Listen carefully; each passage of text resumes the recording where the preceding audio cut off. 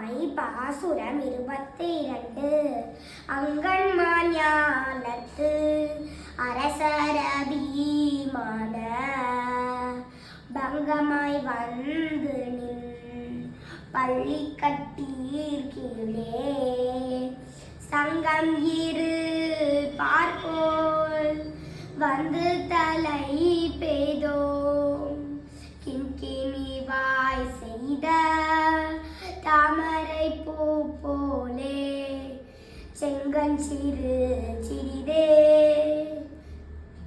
என் மேல் விழியாவோ திங்களும் மதித்தனும் எழுந்தார் போல் அங்கன் இரண்டும் கொண்டு எங்கள் மேல் நோக்குதியே எங்கள் மேல் சாபம் இழிந்தேலோர் எம்பாவாய்.